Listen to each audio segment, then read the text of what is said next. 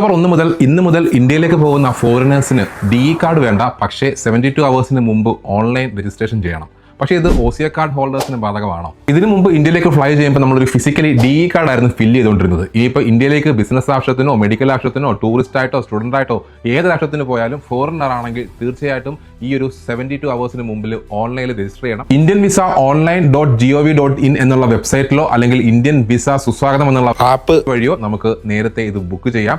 അതിനായിട്ട് നിങ്ങൾ കൊടുക്കേണ്ട ഇൻഫർമേഷൻ നിങ്ങളുടെ പാസ്പോർട്ട് ഇൻഫർമേഷൻ, നിങ്ങൾ എവിടേക്കാണോ ട്രാവൽ ചെയ്യുന്നത്, എവിടെയാണ് സ്റ്റേ ചെയ്യുന്നത്, നിങ്ങളുടെ ഏർലി അല്ലെങ്കിൽ ഇപ്പോഴുള്ള എന്തെങ്കിലും മെഡിക്കൽ കണ്ടീഷൻസ്, ഈ കാര്യങ്ങളെല്ലാം കൃത്യമായിട്ട് ഈ വെബ്സൈറ്റിൽ ഉൾപ്പെടുത്തിയിരിക്കണം. എങ്കിൽ മാത്രമേ നിങ്ങൾക്ക് ഇമിഗ്രേഷൻ ക്ലിയറൻസ് ചെയ്ത് പുറത്തേക്ക് ഇറങ്ങാൻ പറ്റത്തുള്ളൂ. ഇത് ചെയ്തിട്ടില്ല എന്നുണ്ടെങ്കിൽ ഒരു പക്ഷേ ഈ പറഞ്ഞ രീതിയിൽ നമ്മുടെ വിസ വരെ അവിടെ റിജക്ട് ചെയ്തിട്ട് തിരിച്ചു വരേണ്ടി വരും.